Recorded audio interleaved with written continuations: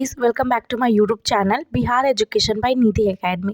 तो आज की इस सुपर डुपर वीडियो में हम लोग क्लास 10th का जो इकोनॉमिक्स है उसका ऑब्जेक्टिव क्वेश्चन देखने वाले हैं। अगर आप 2023 यानी 2023 में बोर्ड एग्ज़ाम देने वाले हैं, क्लास 10th का मैट्रिक का एग्ज़ाम देने वाले हैं, तो ये वीडियो आपके लिए बहुत ज़्यादा हेल्पफुल होने वाला है, क्योंकि अब दिन प्रतिदिन आपका दिन कम होते जा रहा है। आपका एग्ज़ाम जो है बहुत ज़्यादा नज़दीक आ गया है और अभी के टाइम में ज़रूरत है कि आप लोग बहुत अच्छे से पढ़ाई करें और आपके पास जो भी वीडियो रहे वो सही वीडियो हो, जिसमें सही चीज़ हो। ठीक है, तो इस वीडियो में हम लोग बस यही डिस्कस करेंगे कि इकोनॉमिक्स का जो क्वेश्चंस हैं, ठीक है, उसमें ऑब्जेक्टिव क्वेश्चन है हमारा, तो वो सारे क्वेश्चंस को हम लोग देख लेंगे।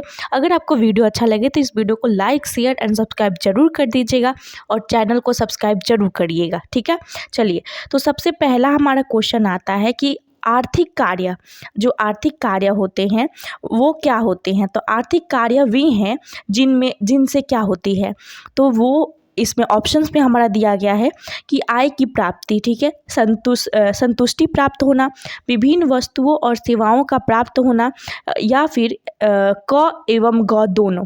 तो आर्थिक क्रियाएं वे होती हैं जिनसे हमें क्या होती है, तो ये चीज़ होती है कि हम लोग उससे आय भी प्राप्त करते हैं। ठीक है, आय भी प्राप्त हो जाता है और विभिन्न वस्तुओं तथा सेवाओं का भी प्राप्त होता है हमसे। तो ए और ग इसका 2 आंसर होगा, याद रखिएगा। ठीक है, उसके बाद सेकंड नंबर क्वेश्चन है हमारा कि अर्थव्यवस्था में रोजगार प्राप्त होता है। अर्थव्यवस्था में रोजगार कैसे प्राप्त होता है।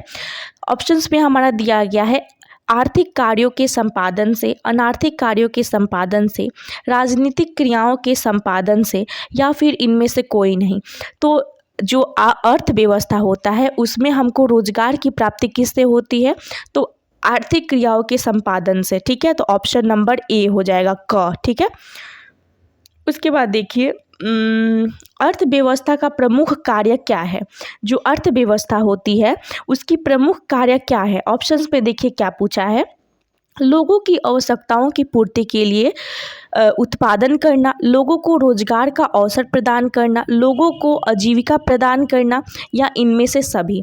तो देखिए ये तीनों पॉइंट सही हैं, ये इनमें से इसका आंसर क्या होगा, इनमें से सभी। क्यों, क्योंकि देखिए जो अर्थव्यवस्था है उसका प्रमुख कार्य यही होता है कि वो लोगों की आवश्यकताओं की पूर्ति करे और उत्पादन करे, और सेकंड कार्य ये होता है कि वो लोगों को रोजगार दे और लोगों की आजीविका को प्रदान करे। आजीविका मतलब होता है काम काज। ठीक है, उसके बाद देखिए तीसरा नंबर क्वेश्चन, इनमें कौन प्राथमिक क्षेत्र का उत्पादन नहीं है।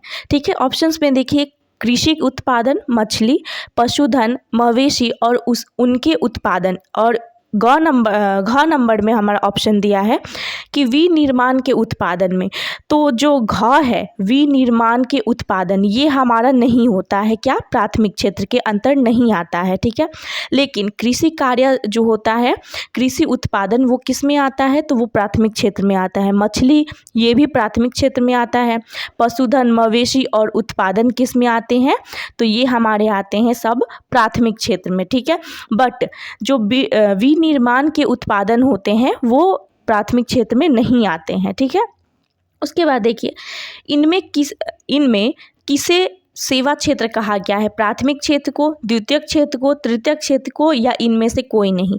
तो आप लोग को तो पता ही है कि प्राथमिक क्षेत्र किसको बोलते हैं, तो कृषि क्षेत्र को। द्वितीयक क्षेत्र किसको बोलते हैं, ये आप लोग जरूर कमेंट करेंगे, क्योंकि सेकंड वाला आपको बताना है।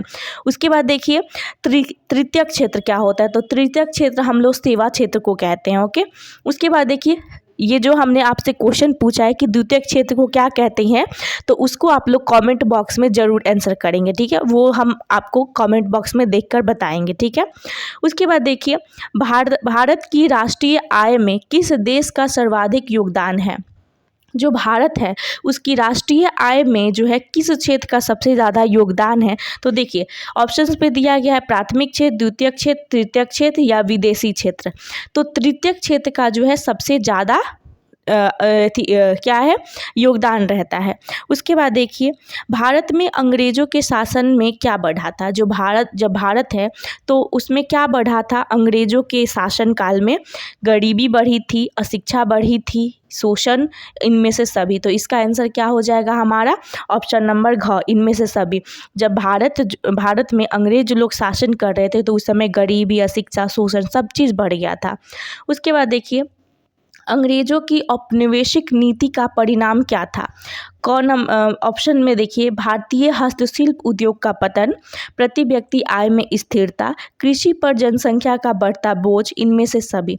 ऑप्शन नंबर घ होगा इसका आंसर, क्योंकि ये सारी चीज़ें जो है अंग्रेज़ों के औपनिवेशिक जो नीति थी उनके कारण हुई थी। क्या कि हस्तशिल्प उद्योग का पतन हो गया था, प्रति व्यक्ति आय में स्थिरता आ गई थी, कृषि पर जनसंख्या जो है बढ़ते जा रही थी। ठीक है, तो इसका आंसर हो जाएगा हमारा इनमें से सभी। उसके बाद देखिए भारत लगभग 200 वर्षों तक ब्रिटिश शासन का क्या रहा था? तो उपनिवेश था। ठीक है, भारत जो है लगभग 200 वर्षों तक ब्रिटिश शासन का क्या था? उपनिवेश था। उसके बाद देखिए ये थोड़ा सा मिस्टेक से हो गया है। चलिए, कोई राष्ट्र जो उपनिवेश हो, ठीक है, उसके आर्थिक एवं व्यावसायिक हितों का नियंत्रण होता है। कोई भी देश जो है वो क्या है?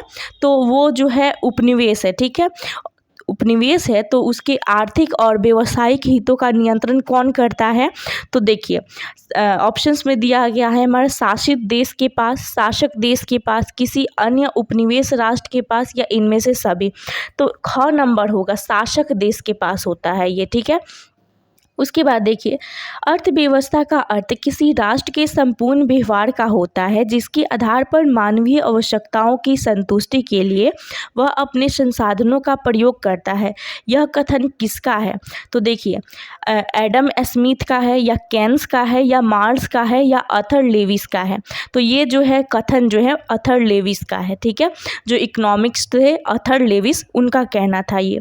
अर्थव्यवस्था आजीविका अर्जन की एक प्रणाली है, यह किसका कथन था? एडम स्मिथ का, अर्थर लेविस का, या ब्राउन का, या मार्शल का? तो ये जो कथन है अर्थव्यवस्था जो है वो आजीविका अर्जन की एक प्रणाली है, ये ब्राउन का है कथन। ठीक है, याद रखिएगा, ये बहुत इंपॉर्टेंट है।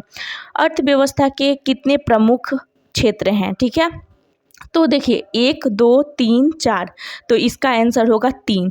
3 जो है कौन कौन से? तो प्राथमिक क्षेत्र, द्वितीयक क्षेत्र, तृतीयक क्षेत्र, यही होते हैं हमारे 3 प्रमुख क्षेत्र। ठीक है, द्वितीयक क्षेत्र को क्या कहा जाता है? हमने आपसे पूछा था बट यहाँ पर आंसर दे दिया है, तो वो कहा जाता है औद्योगिक क्षेत्र को। ठीक है, याद रखिएगा, वैसे भी आपको कमेंट करना है।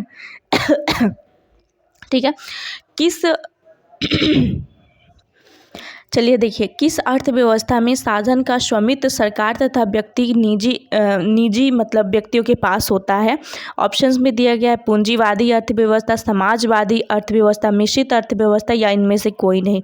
तो मिश्रित अर्थव्यवस्था में क्या होता है? सरकार का भी और निजी व्यक्तियों का हाथ होता है। ठीक है, उसके बाद देखिए कि किस प्रक्रिया द्वारा किसी विकासशील देश में जो वास्तविक राष्ट्रीय आय में वृद्धि होती है, तो वो होती है आर्थिक विकास से। लास्ट क्वेश्चन देखिए, किस शब्द के प्रयोग केवल विकासशील अर्थव्यवस्था के संदर्भ में किया जाता है? देखिए उसका आंसर होगा हमारा क, आर्थिक विकास। तो ये हमारा क्वेश्चन जो था वो फर्स्ट पार्ट का था, और नेक्स्ट क्वेश्चन आपको मिलेंगे दूसरे वाले वीडियो में। ठीक है, वहाँ पर पूरा हो जाएगा ऑब्जेक्टिव, जितना और 15 क्वेश्चंस होंगे लगभग, तो वो क्वेश्चंस हम लोग देख लेंगे। ठीक है, तो अभी के लिए आप लोग इस वीडियो को लाइक, शेयर एंड सब्सक्राइब जरूर कर दीजिएगा। Thank you.